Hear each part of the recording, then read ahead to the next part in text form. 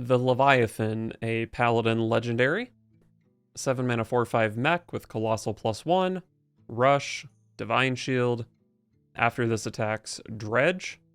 And the minion it summons is the Leviathan's Claw, a 4/2 mech with Rush, Divine Shield. And after this attacks, draw a card. So the idea is you attack with the Leviathan to dredge something, and then you attack with the Claw to draw the card you just dredged. So pretty powerful combination, I suppose. But it's kind of weird though, because when you're paying 7 mana for this card, it's kind of unlikely that you'll be able to play the card that you're drawing, right? So it doesn't really matter that you draw into something specific. I think a lot of times it'll actually make more sense to draw with the Claw and then dredge so you can control your next turn's draw based on the card you just picked up. So maybe the synergy on this is a little bit more nuanced than you would think at a glance. But as far as the card itself goes, it does seem just pretty powerful. Rush Divine Shield obviously is a strong combination of keywords. You can compare this to Krakatoa and Gaia, just a big colossal minion that does some board clear stuff. But I think this one probably does it a little bit better than both of those, because it has the Divine Shield. So you get to deal 4 damage to 2 targets and still keep 2 4-power minions in play. And I think that seems pretty strong as probably like a curve topper to a more mid-range Paladin deck. And mid-range is generally what Paladin is going for. So, seems pretty powerful. It is also a mech. There's a little bit of mech synergy for Paladin in this set, but I don't know how relevant that's really going to be. I don't think you need to be playing a mech deck for this to be a decent option. And here's some of that mech synergy with Radar Detector. 2 mana, scan the bottom 5 cards of your deck, draw any mechs found this way, then shuffle your deck. Well, 2 mana draw 5 is insane, 2 mana draw 0 is terrible, so it's really just going to depend on how mech dense your deck is. Including the Colossal minion, I think Paladin has gotten 3 mechs in this expansion so far, which I would say is probably not enough to justify playing this card, because the current mech pool, Carousel Griffin is rotating, and the neutral mech pool, I think like most of these are rotating. So we definitely just don't have enough mechs for this to be relevant at the moment. You really need this to consistently be hitting 2, I think. So at the moment, I don't love it. Depends how many more mechs they print, and then obviously it depends on if Mech Paladin is a thing. You can also like influence it a bit with like the Paladin's Sunken card that we won't be looking at yet, but that is a mech, so you can sink a mech and then draw it. But I think currently this needs a little bit more support. Next we have Pirate Admiral Hooktusk, a rogue legendary. 8 mana 8/8 pirate with Battle Cry. If you've summoned 8 other pirates this game, plunder the enemy. So plunder the enemy means choose from one of 3 effects. The first is take control of your opponent's highest attack minion. And then there's take 2 cards from your opponent's hand. And then take 5 cards from your opponent's deck. It's not really clear, but I assume taking 2 cards from their hand adds those cards to your hand, and taking 5 cards from their deck adds them to your deck. The way it's written, it could be like take 5 cards from their deck and put them in your hand, but that seems a bit excessive. So I assume wherever you take their card from, it goes into the equivalent zone of your side. But yeah, I mean, all these effects are pretty powerful. Mind Control for 8 mana that also gives you an 8/8. Pretty good. Taking 2 of their cards is more like a 4-card swing, because they lose 2 and you gain 2. Very powerful as a control effect. And taking 5 cards from their deck is going to heavily influence the way Fatigue plays out, I guess, if that's somehow relevant for Pirate Rogue, which I'm a bit skeptical of. Yeah, I think that's probably going to be the biggest issue with this card, is like, does Pirate Rogue want an 8 mana value bomb? It's kind of hard to say. but generally, pirates are pretty aggressive, right? I mean, just scrolling through them. All the neutrals, I mean, we've seen what Pirate Warrior does. Mr. Smite is generally the preferred method of ending games. So, it is a bit weird. Rogue is getting some pirate support in this set beyond Hooktusk. There's the card draw pirate. There's like Tuskar Trawler, which is a dredge pirate, which is maybe relevant. Bootstrap Sunken. Probably the most relevant for this card is going to be the Azshara Vessel, which summons 2 pirates and then sinks something that also summons 2 pirates. So just 2 copies of Azshara Vessel fully completes the condition on this card. And the condition is pretty steep. You have to summon 8 other pirates in the game. There aren't really that many pirates for you to be choosing from. So probably do need to be playing Azshara Vessel. But yeah, I mean, if you meet the requirement, it is very powerful. And as a value bomb, it's pretty nice that 2 of the options are big combo disruptors. So like maybe Rogue, maybe Pirate Rogue ends up being the ultimate control anti-combo class. That seems really sketchy, but could be a thing. I mean, in a vacuum, it's definitely a powerful enough card to see play. It's just really a matter of, is Pirate Rogue a thing, and do they want to be playing something like this on turn 8? I think this might be the kind of card that like 90% of the time you just mind control their minion, and then occasionally you have the other options. I guess maybe you can, even if you don't need the cards from their hand, you can just take the 2 cards and hope that you hit their board clear or whatever.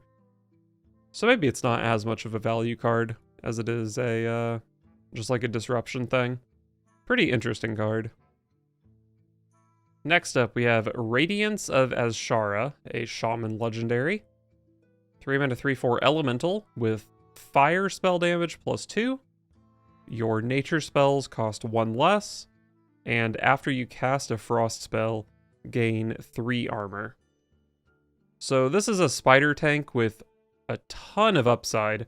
I have to imagine that pretty much any deck that plays like any amount of spells is probably pretty interested in this, which is like every Shaman deck. I think this card is very likely to just be a staple for the next couple of years. I don't think that Shaman has too many fire spells, but this is really strong with Perpetual Flame, giving that 2 extra damage. There's the new Dredge Arcane Shot for Shaman, which is a fire spell, which really appreciates the damage. As far as nature spells go, Lightning Bolt costing 0 is quite strong. Not sure how much it matters with a lot of this stuff. A lot of these are rotating. But Lightning Bolt costing 0 is potentially really strong, especially when you could also cast the Arcane Shot, which I probably should just learn the name of that card because I seem to reference it a lot. It's called Scalding Geyser. So 0 mana Lightning Bolts, 4 damage Scalding Geysers. That's a lot of burn out of this card. And then after you cast a frost spell, gain 3 armor. Well, it just so happens that Shaman got a really, really nice frost spell in the last expansion, Wind Chill. And when Wind Chill freezes a minion to block damage and also gains 3 armor, that is a lot of defense out of that card. Of course, there's also Frostbite. I guess, what even does this card do? Restores 5 health to your hero, and then you could also gain 3 armor out of it. Pretty sick. This card is just too well statted and does too much stuff to not see play. Have to imagine. I mean, I think it'll probably see play everywhere, but it's got to see play somewhere at least. Also, it does have the elemental tag. Is all the elemental stuff sticking around? Wailing Vapors forged in the Barrens. Yeah, it looks like all the elemental stuff is forged in the Barrens. Or even united in Stormwind. So yeah, it just has synergy with like literally everything Shaman cares about. Next we have Lady Ashvane, 5 mana 5/5 with Battlecry. Give all weapons in your hand, deck, and battlefield +1/+1. So the immediate comparison for this card is Captain Greenskin, which was like a decent card in its time, but not super exciting by today's standards. And if anything, you'd probably play Captain Greenskin over this card because it has the pirate tag. It's also somewhat comparable to Grapple Hammer. This one, Hobart Grapple Hammer, which said, Battlecry, give all weapons in your hand and deck +1 attack. It just kind of turns out that buffing weapons in your hand and deck isn't that strong. Because, like, when you buff minions in your hand and deck, you can play multiple minions in a turn. But when it comes to weapons, especially when you're also buffing their durability, you're only playing one weapon every 3 turns. So it just takes a really, really long time to get all the value out of this buff. And if you're this interested in weapons, you're probably just hitting your opponent in the face and not getting too many uses out of the buffs. But, I mean, the buff itself is pretty good. Landing +1/+1 on a Whetstone Hatchet could be nice. Outrider's Axe is sticking around. Reaper's Scythe is dying. Blacksmithing Hammer is sticking around. Maybe Gorehowl. I mean, those are all pretty nice things to buff. And it is nice, if you're playing like Gorehowl, that you can play Ashvane on 5 and then just the Gorehowl comes down on 7 and is an 8/2. It's just like a little bit nicer of a curve than Captain Greenskin. But that really only applies to Gorehowl. Like all the other weapons that you would consider doing this with are cheaper, so that doesn't really matter that much.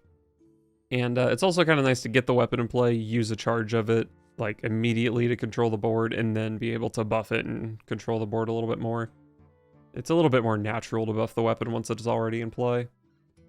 But anyway, I mean, the effect on this card is strong, but I just don't really think this card is significantly better than Captain Greenskin or better than Krastenov.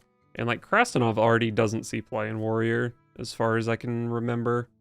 So, I don't know. The card is fine. Maybe in a 4-set format after rotation, the card shines a little bit more, but I definitely don't think it's insane. And obviously it's going to depend on if there's even a Warrior deck that would be interested in this effect. Lady Steno, a Demon Hunter legendary minion. 3-mana 2/4 Naga with immune while attacking. And after you cast a spell, attack the lowest health enemy. And that includes your opponent's hero. So this is kind of just like 3 mana +2, not even +2 spell damage because it works on spells that don't deal damage. So 3 mana, all your spells for the rest of the turn deal 2 damage. That's a pretty insane damage output. I mean, it obviously does depend on how many spells you can cast in a turn, but Demon Hunter has access to a lot of cheap spells. They have Final Showdown to discount those spells, so I mean, theoretically you could cast probably like 20 spells in a turn, alongside the 3 mana for Lady Steno. And I think Skull of Gul'dan is likely to be sticking around. That's another way you could abuse this card. It also has some synergy with Kurtrus, because Kurtrus's hero power resets after a friendly minion attacks. And when you cast a spell, Lady Steno attacks, so it would reset your hero power. There's just a lot of ways to get a lot of damage out of this card. And like all that damage can go face, or it can just be an insane board control tool. You can even just like play this on curve alongside, maybe not on curve, but turn 4 alongside a Demon Companion or something, or a double jump or whatever. Or I mean, that early on, you can even have discounts from Final Showdown. Just clean up a Hunter board, and then Hunter kind of would struggle to deal 4 damage to this from hand. And then this card on its own just kind of like seals out the game against an aggro deck. So, I mean, this card just seems like really powerful. It doesn't seem like Demon Hunter has to build too much around this card, because it just kind of slots in with things the deck already wants to be doing. So, yeah, I mean, it seems quite powerful. Also, if it's like a core part of your combo, you can tutor it with that one Naga card that draws a Naga. But Demon Hunter probably has enough card draw that they don't need to do that, and they can still reliably draw into this every game. So, yeah, I think this is just a really, really strong card. Next up, we have Coilskar Commander. 6 mana 2/6 Naga with Taunt and Battlecry. If you've cast 3 spells while holding this, summon 2 copies of this. So that would be a total of 3 2/6s with Taunt, which I think is pretty darn strong for 6 mana. I feel like I've seen a lot of shit talk about this card, and I don't know, it seems pretty decent to me. The main issue with it is just like, where do you, like, what deck actually plays this? I don't know that you're playing this in like Quest to Demon Hunter. By the time you get to this amount of mana, you probably are just more interested in finishing out the game. And I don't know if it really makes sense in like a Proving Grounds deck. But in theory, I think the power level of the card is high enough if it can find a home. Casting 3 spells while holding this is definitely a bit of a steep cost. But Demon Hunter is really good at casting a bunch of spells. So it's probably one of the better classes at meeting this condition. But like I said, it is a matter of finding a home for this deck. Maybe that home would be something like a Soul Fragment Demon Hunter. I mean, these cards are rotating, but that sort of deck would maybe be interested in this.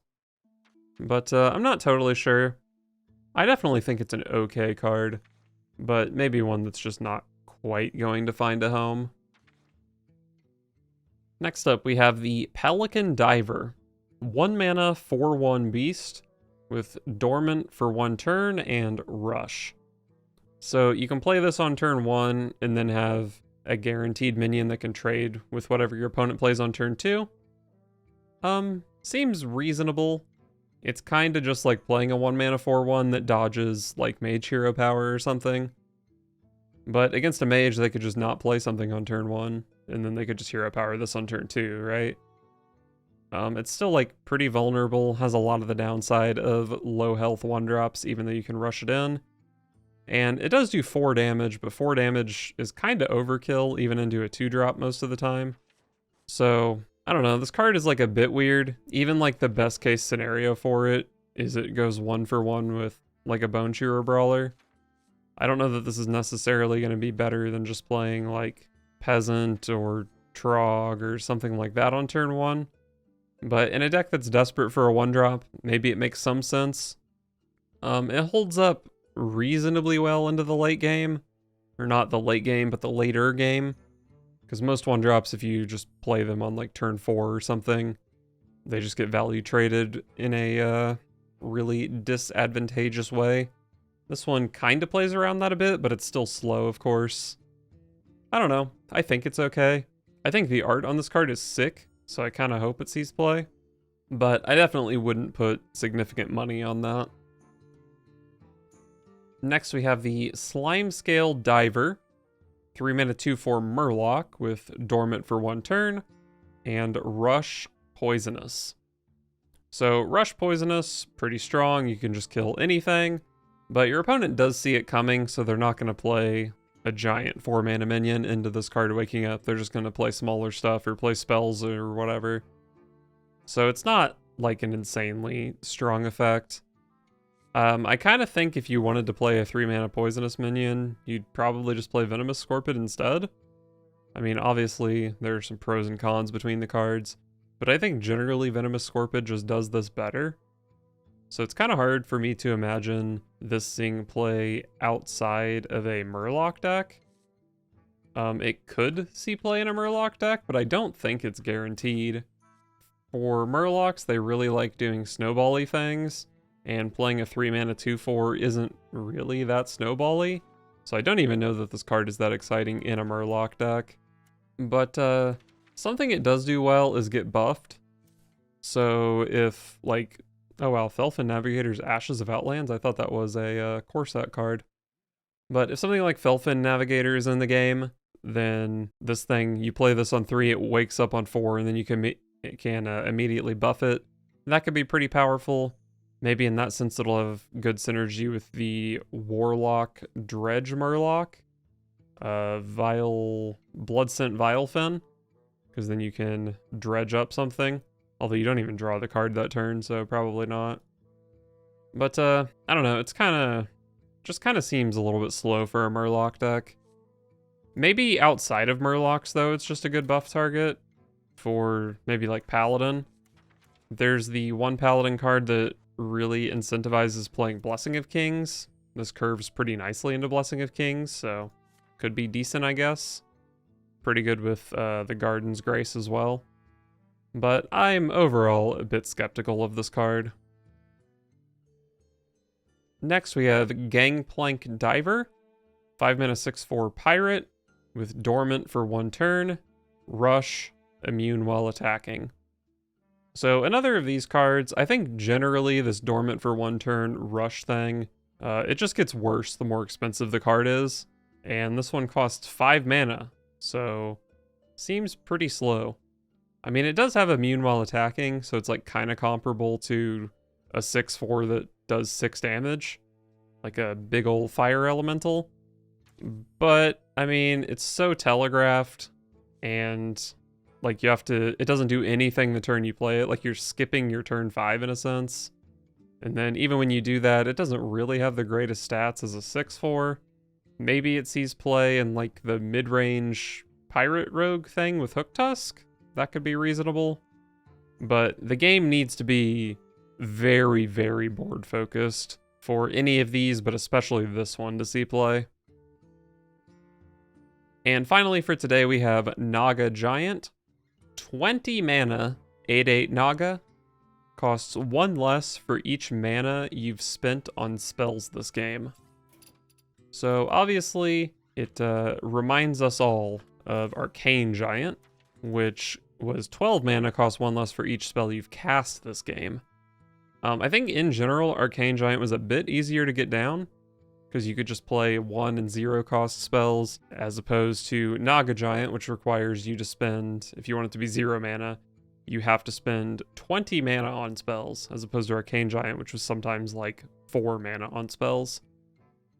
And to get 20 mana worth of discounts on Naga Giant, I believe that means you need to spend, I believe on the first 6 turns you have a total of 21 mana.